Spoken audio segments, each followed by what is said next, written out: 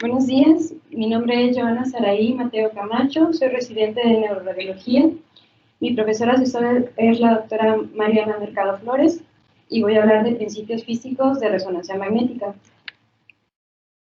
El desarrollo para la resonancia magnética tal como la conocemos hoy en día ha sido largo. Los primeros reportes datan de 1936 a 1938, donde se estudiaba el átomo y sus usos.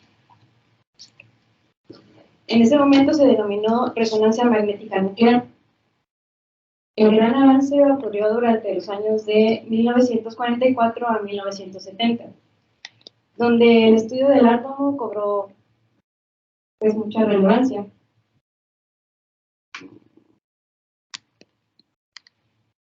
Esto ha llevado a un avance continuo.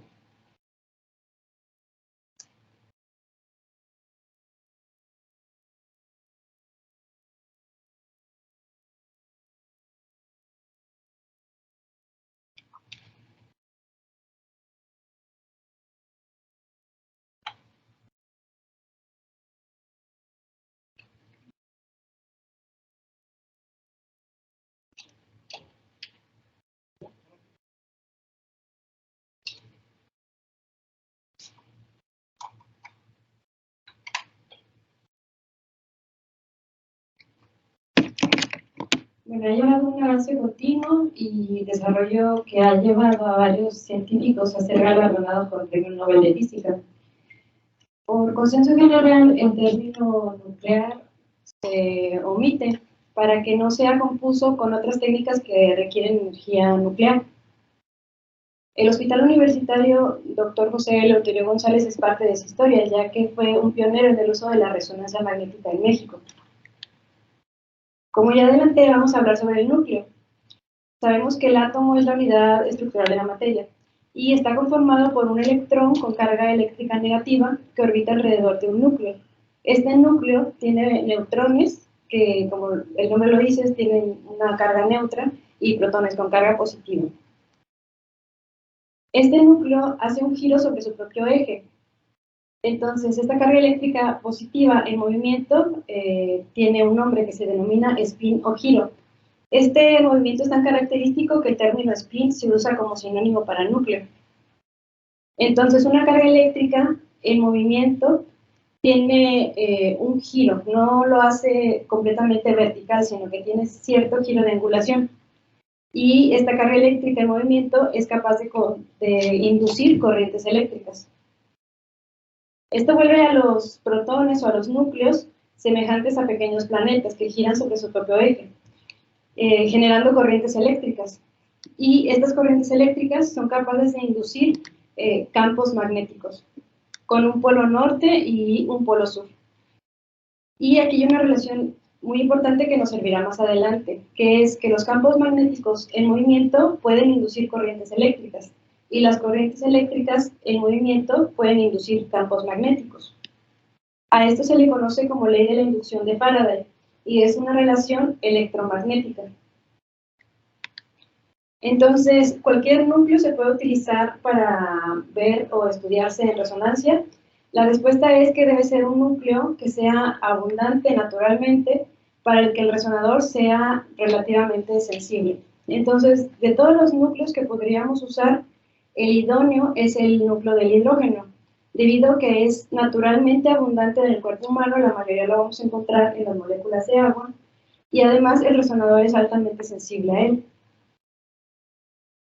Entonces, el núcleo del hidrógeno posee una masa determinada, una carga y un giro o spin. Aquí un término importante del núcleo es el momento magnético nuclear. Este momento magnético nuclear depende de la cantidad de protones y neutrones dentro del núcleo. Si el número es par, entonces no existirá un momento magnético y por lo tanto no existe giro o spin. Pero si el número es impar, entonces sí existe momento magnético o spin. Y importante destacar que el hidrógeno no contiene neutrones en su núcleo, solo es un protón y un electrón. Esto resalta porque sigue siendo el elemento idóneo. Y además porque el término protón, el término spin y el término núcleo, los tres son prácticamente sinónimos, estamos hablando de lo mismo. Antes de seguir hablando de los núcleos, tenemos que mencionar los elementos básicos del resonador y los que nos van a servir para explicar la física de resonancia magnética. Tenemos los tres principales, que son el magneto principal, las bobinas de gradiente y las antenas de radiofrecuencia. Entonces, el magneto principal va a ser el que produzca el campo magnético externo.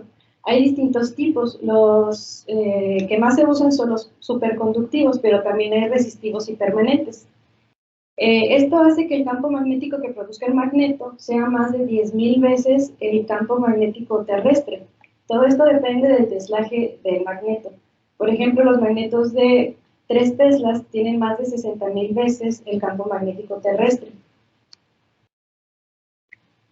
Es por eso que los equipos de resonancia magnética tienen que estar en una habitación especial con una jaula de Faraday para que los ruidos externos no perturben la imagen que se va a adquirir. El otro elemento importante son las antenas de radiofrecuencia. Estas antenas de radiofrecuencia van a enviar y recibir señales de radiofrecuencia hacia y desde el tejido del paciente. Los magnetos contienen en su cilindro, en la máquina del cilindro, una antena de radiofrecuencia para todo el cuerpo, como la que se ve aquí en rojo. Esa antena para todo el cuerpo hace que ese campo que se va a estudiar tenga una señal más homogénea. Pero hay que recordar que también tenemos antenas de radiofrecuencia de superficie, como las que vemos aquí marcadas en el 3, en el 2, en el 4, que se ajustan a una parte específica del cuerpo humano que queremos investigar, y así hacen que ese pequeño volumen de tejido sea más homogéneo y haya menos interferencia o ruido. Por lo general, la antena de todo el cuerpo es la que envía las señales de radiofrecuencia, y las antenas de superficie y también la bobina de todo el cuerpo son las que reciben la señal desde el cuerpo. El otro elemento importante son las bobinas de gradiente, que son utilizadas para modificar el campo magnético principal en los 3 planos perpendiculares. ¿Esto qué significa? Tenemos aquí la imagen del paciente dentro del resonador y tenemos 3 planos perpendiculares. Uno marcado en el eje de las Y, que va de adelante hacia atrás, uno en el eje de las X, que va de izquierda a derecha, y uno que va en el eje de la Z, que va de los pies a la cabeza. Y cada una de las bobinas de gradiente se usa para modificar el campo magnético en estos sentidos.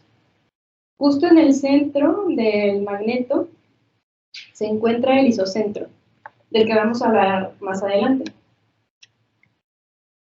Usando las bobinas de gradiente podemos adquirir distintos planos de imagen, como planos coronales, axiales o sagitales. Todo depende de qué bobina utilicemos. Además de esto, las bobinas de gradiente nos ayudan a localizar los tejidos en el espacio, saber qué es anterior, qué es posterior, qué está a la izquierda y a la derecha. Entonces, ¿qué ocurre cuando el paciente es introducido al resonador? Los protones del paciente son inducidos por el campo magnético externo, el de resonador, y se crea un eje, el eje Z, que es también llamado magnetización longitudinal. Todo esto lo vamos a poner en un plano cartesiano más adelante para que sea más fácil explicar los efectos del campo magnético externo en los núcleos del paciente.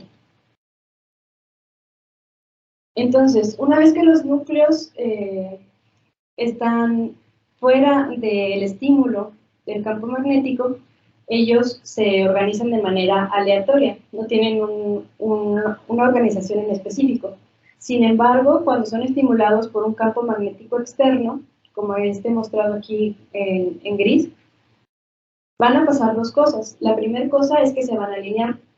Esta alineación puede ser en sentido paralelo o en sentido antiparalelo.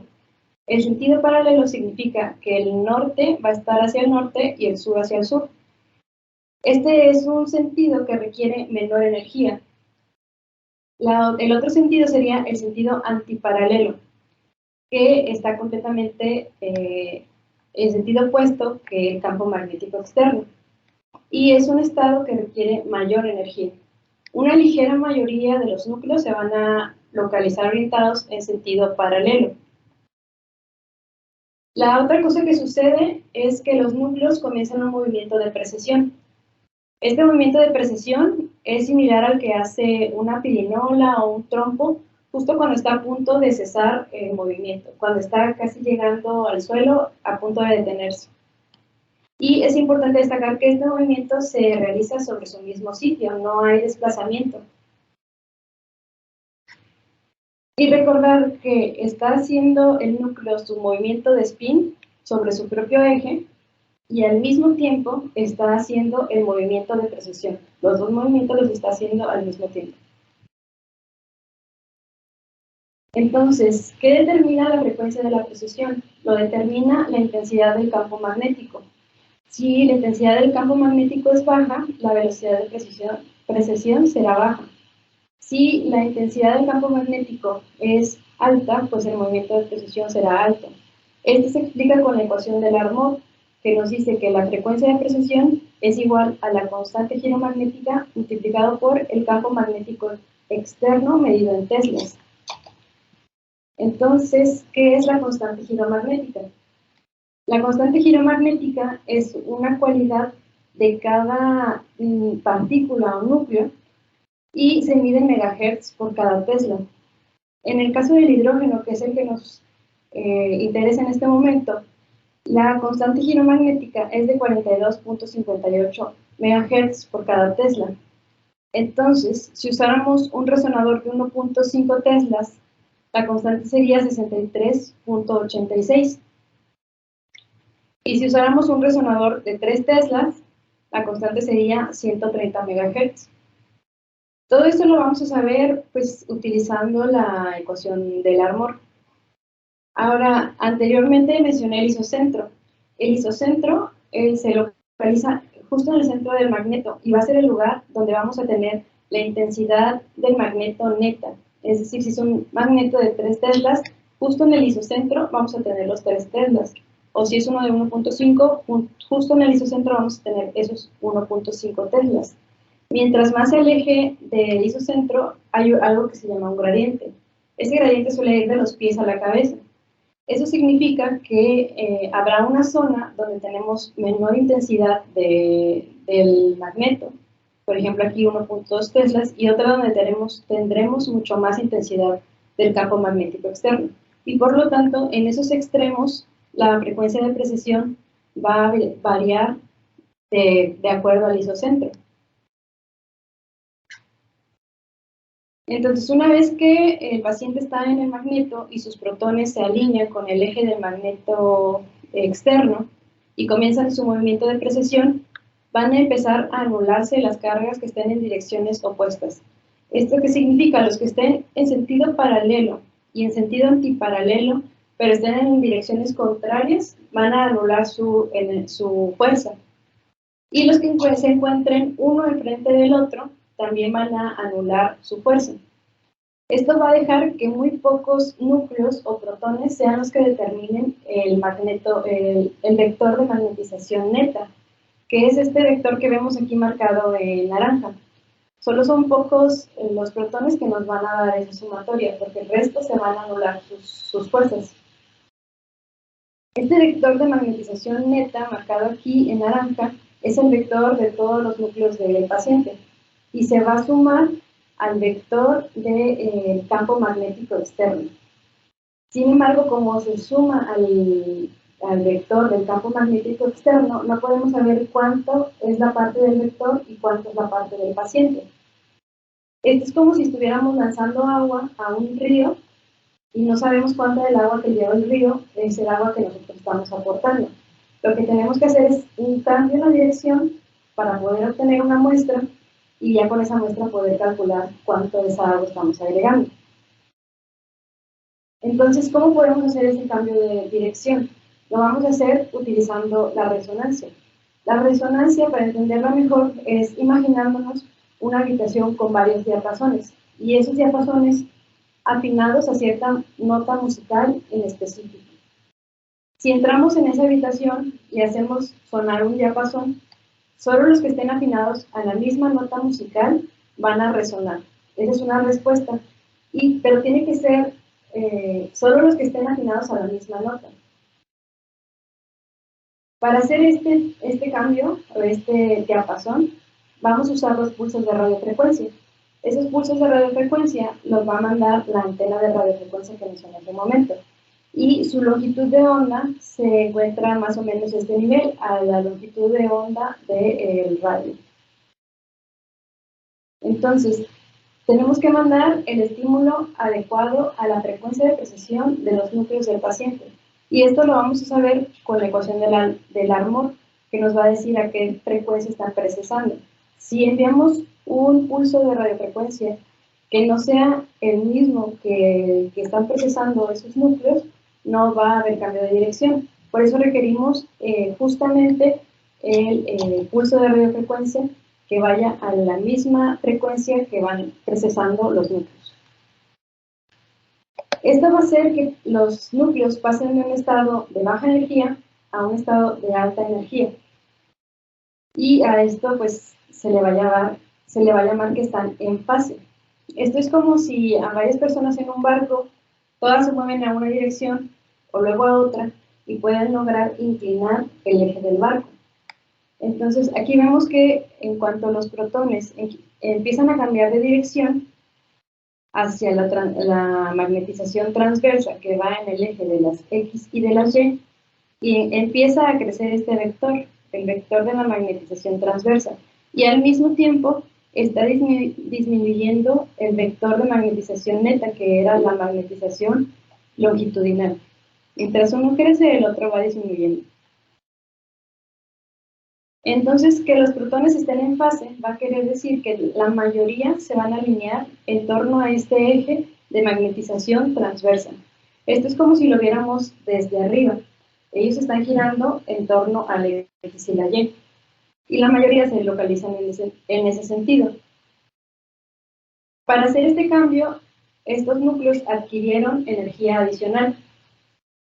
Luego empiezan a procesar en este sentido, en el de las X y de las Y. Y recuerden que hablábamos de los campos magnéticos en movimiento, que son capaces de inducir corrientes eléctricas. Entonces, este campo magnético en movimiento va a dar una señal eléctrica, una corriente eléctrica, que va a ser detectada por la antena de radiofrecuencia. Y esto nos va a permitir ver la señal del paciente. Una vez que cesa el pulso de radiofrecuencia, se pierde la señal. Aquí vemos cómo ya está recuperando desde la magnetización transversa hacia la magnetización longitudinal. Y mientras va decayendo la señal, va generando esta otra curva, que es el decaimiento de la inducción libre.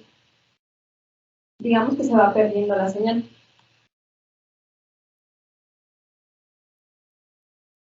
Ahora, para perder la señal o para regresar de este estado de alta energía al estado de baja energía original, va a ocurrir dos cosas. Una es la relajación longitudinal y la otra la relajación transversal.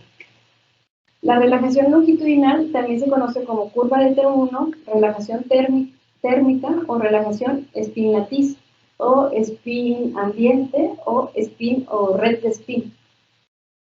Entonces, mientras todos los protones están regresando a su alineación original para que crezca el eje del vector de magnetización longitudinal, va a desprenderse de esa energía adicional que recibió con el pulso de radiofrecuencia. Y la manera de desprenderse de esa energía adicional es disipando esa energía como energía térmica. Esto lo hace por medio de una red entre todos los núcleos, va disipándola de una red a otra hasta que pasa al medio ambiente. Por eso se llama relajación térmica. Si graficamos la magnetización longitudinal, tendríamos una curva como esta.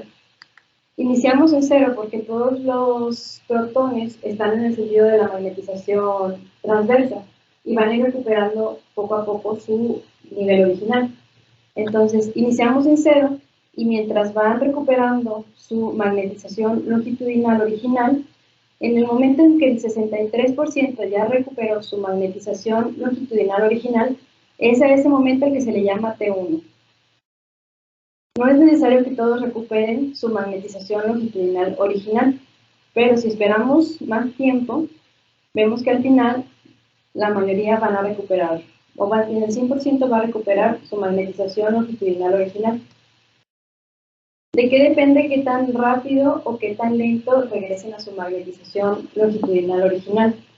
Depende mucho de la sustancia, de qué tan fácil es el movimiento en la sustancia. Por ejemplo, el agua o el líquido cefalorraquídeo tienen un movimiento de moléculas de agua muy rápido, no hay nada que restringe ese movimiento.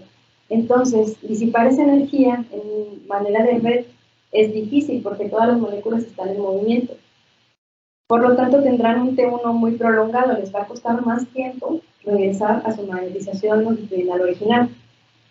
En cambio, si tenemos un tejido con una alta concentración molecular, con muchas proteínas, por ejemplo, un absceso, el movimiento de agua va a ser más restringido, va a ser más lento, entonces va a ser más fácil que por medio de esa red se disipe la energía térmica y por lo tanto tendrán un T1 más corto. Todo esto se puede graficar en estas curvas para diferenciar algunos tejidos, por ejemplo, el líquido cefalorraquídeo, el cerebro y la grasa. Entonces, como el movimiento del líquido cefalorraquídeo no está restringido por nada, es un líquido que se puede mover libremente, le cuesta más trabajo desprenderse de esa energía, por lo tanto tendrá un T1 largo. Aquí vemos el tiempo y aquí vemos la intensidad. Entonces, mientras más largo sea el T1, más oscuro se va a ver, más baja va a ser la señal de intensidad, entonces se va a ver más oscuro. Sin embargo, mientras más corto sea el T1, como la grasa, más brillante se va a ver en el T1. Y esto es por el movimiento de las moléculas de agua. Como el agua el líquido cefalorraquídeo se puede mover fácilmente, tendremos un T1 largo, le va a costar más desprenderse de esa energía. Y la grasa, por su estructura química, va a ser mucho más fácil que se desprenda de esa energía y tendrá un T1 corto, se verá brillante. Sin embargo, también tenemos moléculas externas que podemos utilizar para hacer que la curva de T1 se acorte. Por ejemplo, el gadolinio, que nos va a funcionar cuando la barrera hematoencefálica esté perdida. Y esto nos va a ayudar a poder resaltar algunas lesiones, como en este caso un meningioma. La otra relajación que ocurre es la relajación transversal. Esta relajación transversal es independiente de la relajación longitudinal, pero las dos ocurren al mismo tiempo. Entonces, mientras se va perdiendo la magnetización transversa, los protones van regresando a su estado original de magnetización longitudinal. Entonces van perdiendo su fase. Recordábamos que teníamos solo un vector, el de la magnetización transversa, y luego van perdiendo su fase y poniéndose más separados unos de otros. Esta relajación ocurre de dos maneras. Una es la relajación que acompaña a la relajación de T1. Entonces, mientras T1 se va relajando, T2 se va relajando también. Y la otra es la relajación que ocurre sin la relajación de T1. Esta relajación se le denomina spin-spin. ¿Esto qué significa? Un spin junto con su vecino se estimulan para cambiar de velocidad y de dirección. Pero no es como una red como la que mencioné hace rato, que todos se están disipando la energía, sino solo es con el que está al lado, spin-spin. Y así van cambiando su dirección de estar en la magnetización transversa a cambiar a su magnetización longitudinal original.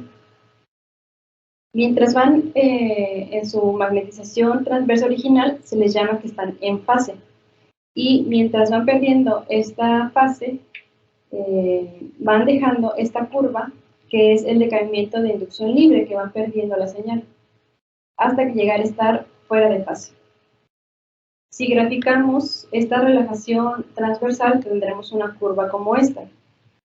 Iniciamos al 100% porque la mayoría van a estar en magnetización transversa y va a irse perdiendo o decayendo mientras todos vayan regresando a su magnetización longitudinal.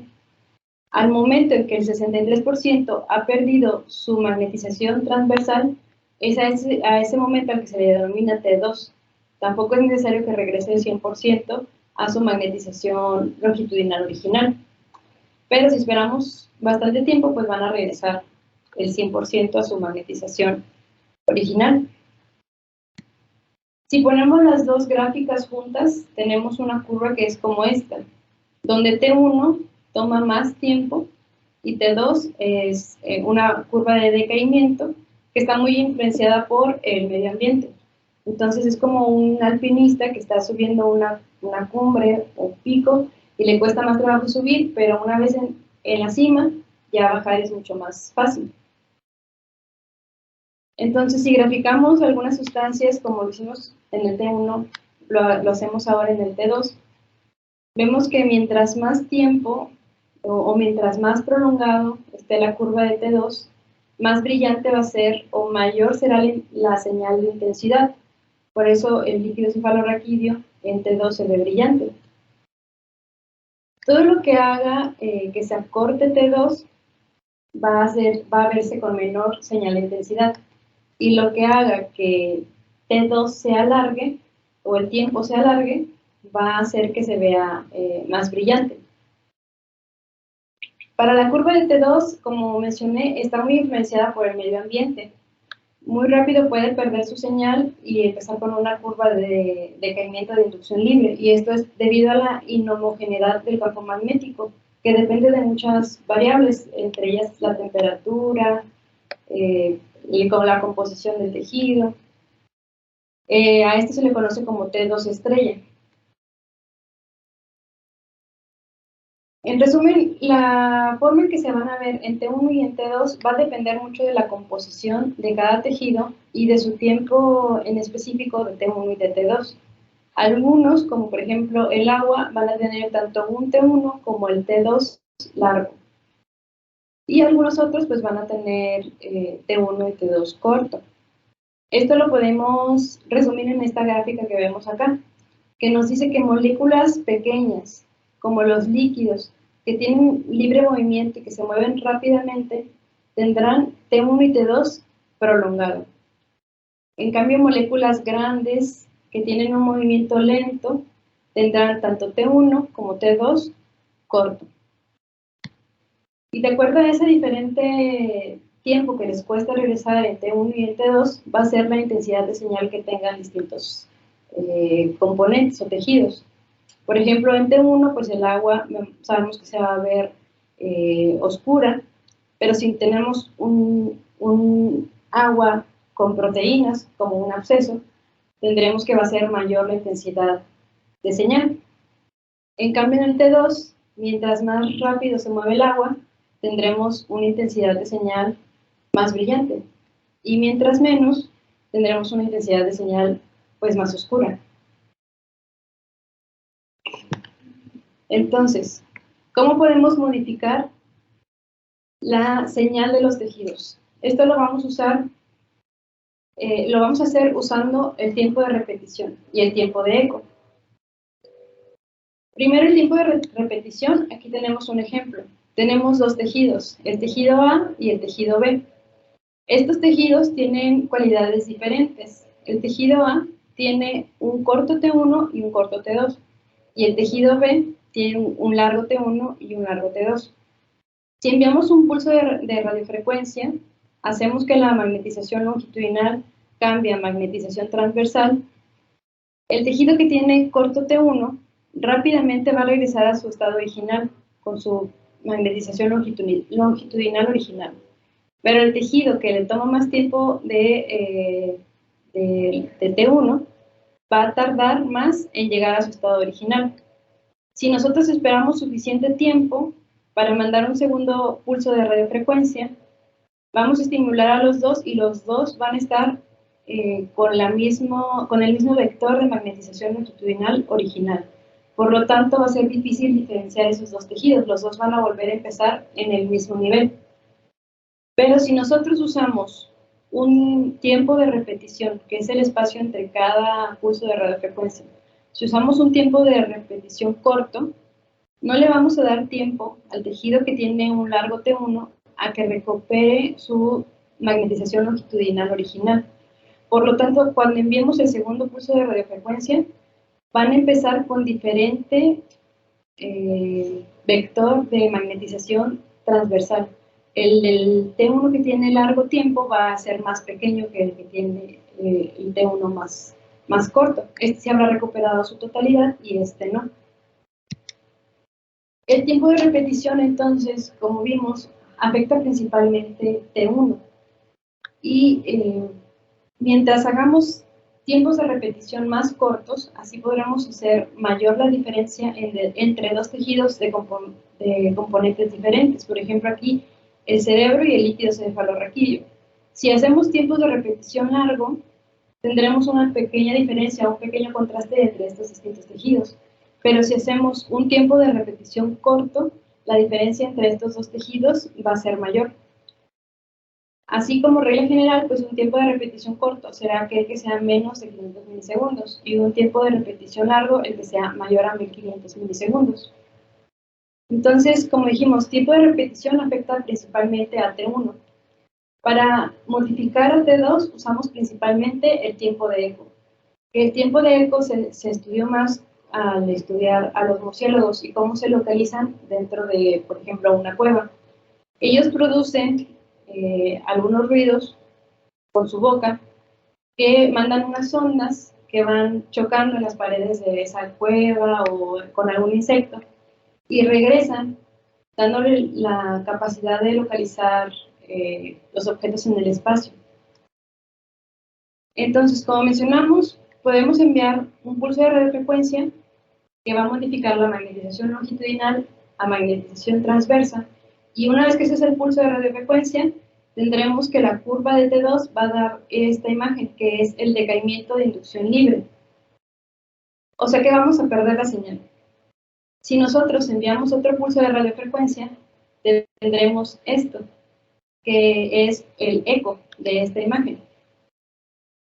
Entonces, en resumidas cuentas, en el T2 perdemos muy rápido la señal debido a la inhomogeneidad del campo y queremos obtener de nuevo más señal. Lo que vamos a hacer es enviar una onda para recibir un eco que nos dé la misma información, pero la va a dar en una imagen como de diamante, en creciente decreciente. Entonces, la porción más alta del pico del decaimiento de inducción libre con el pico más alto del eco, de aquí a acá, a esto se le denomina tiempo de eco. Y el tiempo de eco puede ser largo o puede ser corto. Además de esto, tenemos algo que es la ventana de adquisición. Mientras más amplia sea la ventana de adquisición, más información tendremos para formar la matriz, que la matriz nos va a servir más adelante para formar o traducir la imagen. Entonces, si usamos un tiempo de eco corto, tendremos aquí menor espacio entre el pico mayor del decaimiento de inducción libre y el pico del eco. Si usamos un tiempo de eco largo, tendremos mayor espacio entre ambos picos. ¿Y cómo se traduce todo esto en la imagen? Bueno, tenemos tiempo de eco, modifica principalmente el decaimiento de T2. Si nosotros usamos un tiempo de eco corto, la diferencia entre dos tejidos, por ejemplo aquí el agua y la grasa, va a ser muy poca, o sea, el contraste entre el agua y la grasa va a ser muy poco. Tenemos que usar tiempos de eco largo que nos permitan hacer mayor contraste entre el agua y la grasa. Y el T1, dijimos que lo que más modifica es el tiempo de repetición. Entonces, mientras usemos tiempos de repetición más cortos, podremos hacer mayor el contraste entre la grasa y el agua. Mientras usemos tiempos de repetición más largos, menor será el contraste entre la grasa y el agua. Aquí está un ejemplo para que lo podamos como ver más gráfico. Si usamos tiempos de eco corto y tiempos de repetición corto, lo que obtendremos es una imagen en T1. Es corto y corto. Y si usamos tiempos de eco largo y tiempos de repetición largo, lo que obtendremos es un T2. Si, por ejemplo, aquí esperamos el suficiente tiempo para que la mayoría de los núcleos hayan regresado a su magnetización longitudinal original, lo que nos va a dar es una señal de densidad de protones. Esta densidad de protones es la densidad neta de cada protón que contiene cada tejido, por lo que sí nos va a dar contraste, pero no tanto como un T1 o un T2. Y la combinación de tiempo de repetición corto y tiempo de eco largo casi no se utiliza porque tiene muy pobre contraste entre los tejidos. Ahora, usando todo esto que ya vimos, podemos hacer distintas combinaciones o secuencias de pulso. Hay dos principales o fundamentales secuencias de pulso en resonancia magnética, que son el spin eco y el eco gradiente. Y esto va dependiendo de los tiempos de repetición y los tiempos de eco que se utilicen para cada técnica. Todas las demás secuencias de resonancia magnética son producto de variaciones entre estos dos métodos, la secuencia de spin eco y la de eco gradiente. Entonces, hablando principalmente de spin eco, para entenderlo, es como en esta imagen que tenemos una tortuga y una liebre. Si mandamos la señal para que inicie la carrera, la liebre obviamente va a superar a la tortuga. Pero si a mitad de la carrera mandamos otra señal para que regrese, entonces la tortuga tendrá mayor ventaja porque iba más cerca de la meta y va a llegar, digamos que antes. No significa que sea más veloz la tortuga, sino que hicimos regresar a media carrera a la liebre. Eso es lo que estamos haciendo aquí con los protones o con los núcleos. Les enviamos una señal para que estuvieran en magnetización transversal. Una vez que cesó esa señal, van regresando o saliendo de fase, enviamos otro pulso que les dice que regresen y entonces tendremos una diferencia mayor entre esos tejidos. Los que fueron más rápido van a estar al final en el regreso. ¿Y esto cómo se explica? Bueno, tenemos el decaimiento de inducción libre, que es esa curva que cuando se está perdiendo la señal. Enviamos el segundo pulso y es como si volteáramos por completo la dirección que tienen estos núcleos. Y nos va a dar la curva del eco, del que hablábamos hace un momento. Esto lo vamos a hacer con la técnica spin eco. La verdad es que las curvas de spin eco convencionales requieren mucho tiempo.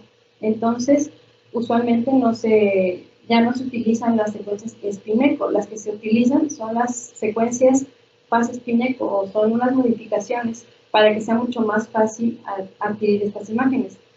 Y estas secuencias fase spin eco varían su nombre de acuerdo a la casa comercial que las utilice. Por ejemplo, en General Electric serán fase spin eco, en Siemens serán turbo spin eco o haze, y así con distinta casa comercial lo va a llamar de distinta manera, pero son lo mismo, son fase spin eco. Y pues, ¿qué significa esto? ¿En qué nos ayuda? Aquí tenemos dos imágenes, las dos son spin eco, pero una es fase spin eco y la otra es spin eco convencional. Tenemos que la spin eco convencional demoró 7 minutos y 17 segundos en poder ser adquirida. Y la técnica fase spin eco demoró tan solo 34 segundos. Y realmente la imagen que tenemos es muy similar. Entonces, es por eso que las técnicas fase spin eco o turbo spin eco son las más utilizadas actualmente.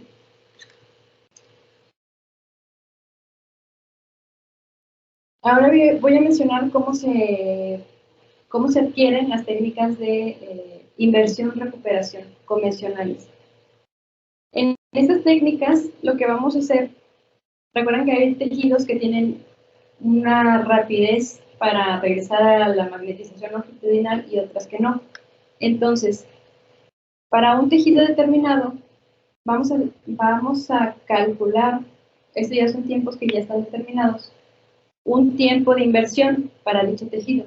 Por ejemplo, vamos a calcular el tiempo de inversión para el agua y en ese momento vamos a hacer un cambio de gradiente.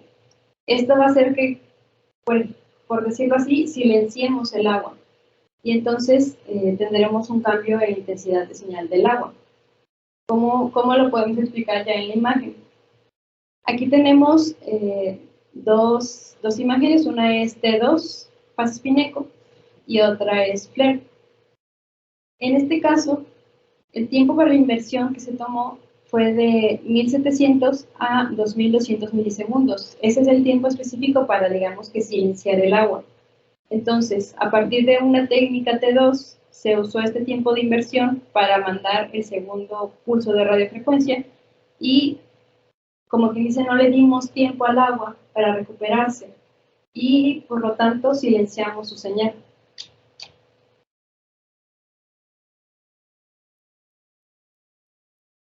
Si hiciéramos lo mismo, pero ahora queremos silenciar la grasa, el tiempo de inversión será diferente. Por ejemplo, aquí el tiempo de inversión que se tomó fue de 140 milisegundos para enviar el segundo pulso de radiofrecuencia.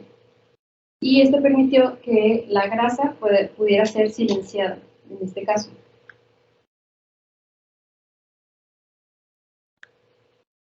Y bueno, estas técnicas de inversión, recuperación, tienen también distintos nombres de acuerdo a la casa comercial que los utilice. Si ya es General Electric o Siemens, los nombres van variando de acuerdo a la casa comercial que lo utilice. Ahora, la otra técnica que mencionamos, aparte del Spinnaker, es el ecogradiente. El ecogradiente no depende de las señales de radiofrecuencia, sino depende de desfasar el gradiente del campo magnético con las bobinas de gradiente que las mencioné hace un momento. Entonces, esto es cuando inicia la señal de decaimiento, el decaimiento de inducción libre, hacemos un cambio de gradiente que digamos que desfasa esta curva y va a darnos un eco, como el que buscábamos hace un momento. Esto, como mencioné, depende mucho del ambiente, o sea, depende de qué tan homogéneo o no esté el ambiente en el tejido que vamos a analizar. Por ejemplo, aquí tenemos un ecogradiente, que es esta imagen que vemos acá, y en el T2 pareciera ser, bueno, es hiperintensa, pero nos pareciera ser, por así decirlo, homogénea. Pero al usar el ecogradiente, que se basa en la inhomogeneidad del campo, vemos que tiene aumento aquí de la susceptibilidad, entonces esto corresponde a una hemorragia. En comparación, pues tanto el spin-echo como el ecogradiente varían, porque el spin-echo se basa más en los pulsos de radiofrecuencia, el ecogradiente se basa más en la variación de los gradientes sin necesidad del pulso de radiofrecuencia. Aquí en el spin-echo sí requerimos los ángulos de 90 grados, y aquí es variable. Y por lo general las secuencias de spin-echo convencionales son secuencias que requieren bastante tiempo, por eso ya casi no se utilizan, lo que más se utiliza es fase spin-echo. Para explicar el fenómeno de vacío de flujo, vemos por ejemplo que esto ocurre en la sangre. Cuando se estimulan los protones en la sangre, digamos que estos van a cambiar a la magnetización longitudinal, pero como están en movimiento, cuando adquirimos la imagen ya se van a ver oscuros. Esto es el vacío de señal. Ausencia de señal. Y ahora, ¿cómo pasamos a la generación de la imagen? Esto depende de múltiples parámetros, pero los más importantes son los que son referentes al tejido del paciente, que varían de acuerdo a la densidad de protones del tejido, sus tiempos respectivos de T1 y de T2, el flujo de los espines a través del volumen que nosotros seleccionemos para adquirir y los agentes de contraste.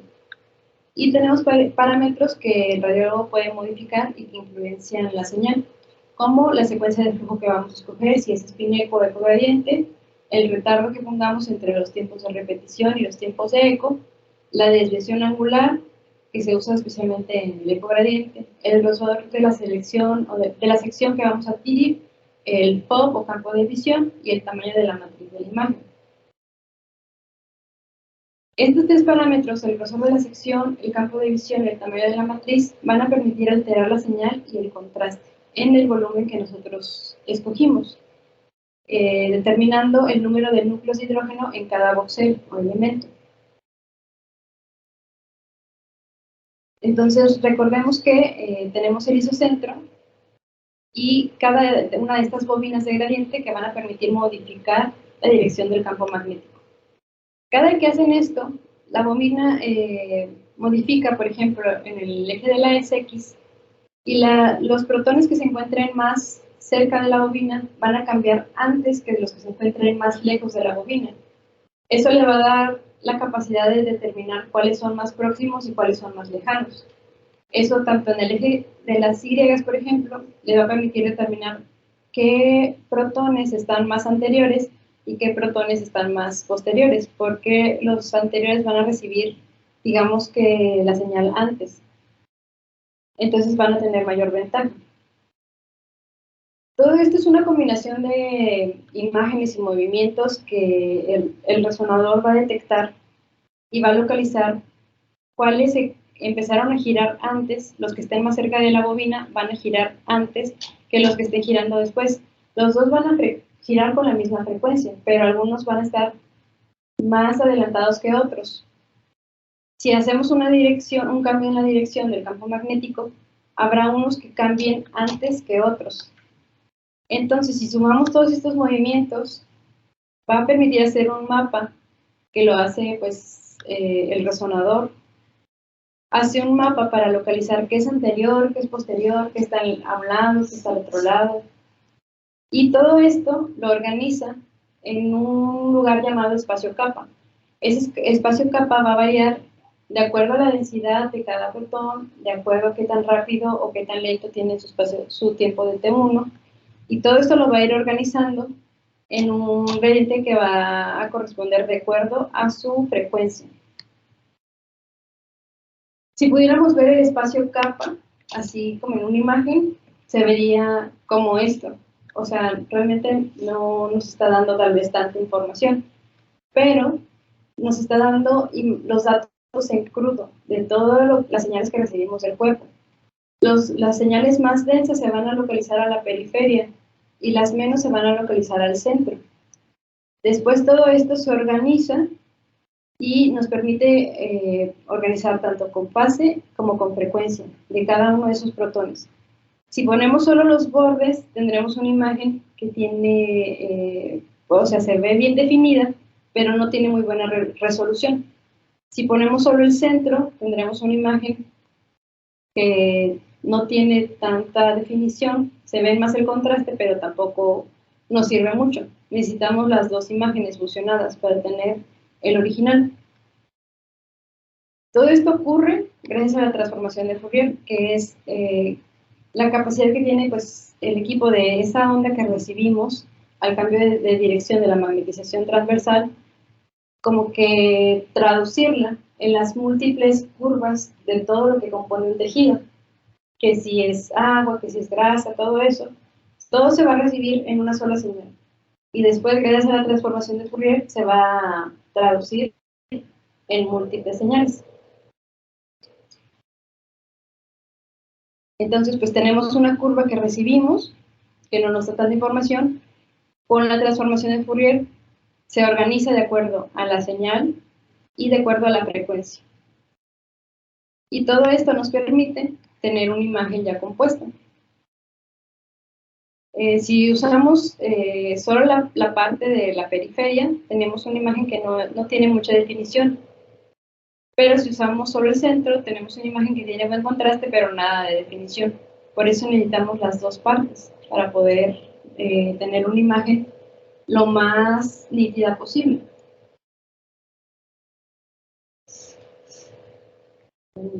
Eso es todo lo de esta clase.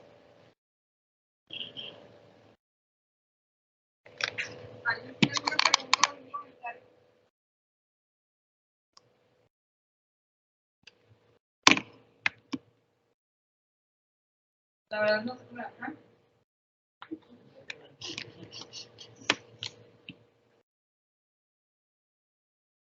Muchas gracias, Joana. Bueno, muy buena clase. Tal vez cuando algunos van a entender de que sí estuvo muy bueno. Sí, definitivamente es algo que tiene que uno leerse, porque si no lo lees, la verdad, si te lo cuentan, no lo vas a entender. Ya que uno lo lee, pues ya empezar a asimilarlo y luego extrapolarlo pues, a lo que nos dedicamos, ¿no? A saber la imagen, saber el principio por el que se adquirió, y de esa forma, pues una cosa lleva a otra, ¿verdad? O sea, si nosotros entendemos esto, pues ya vamos a entender cómo adquirirse cuando no está bien adquirida, saber la razón por la que no se adquirió bien, ¿verdad? El principio físico de, y, y así, ¿verdad? Entonces, porque yo me acuerdo que, no sé, bueno, yo es como la cuarta vez o quinta que escucho esta clase, ¿verdad? Entonces, la verdad que a medida también se va repitiendo, lo vas entendiendo cada vez más, cada vez más. Y pues, la verdad que estuvo muy bien, Ivana, o sea, creo que lo abarcaste todo de manera excelente, podría decir. Y pues prácticamente es eso, ¿verdad? Que yo antes decía, ay, entonces la frecuencia, pero ¿y ese de dónde apareció? O cosas así, ¿no? Entonces, desde, saber de ya, tiene una bobina que me da el pulso de la frecuencia, que cada tejido del cuerpo pues tiene su disposición de los protones, su movimiento, etcétera, que tiene sus características que lo hace o lo convierte en saber de que esto es grasa, esto es agua, etcétera. Y ya, entendiendo eso, pues ya saber rodar o sea, quisiera como volver a repetir lo que dijo Ivana, pero no tiene caso. Y ya, pues ya entender, pues, pero sí.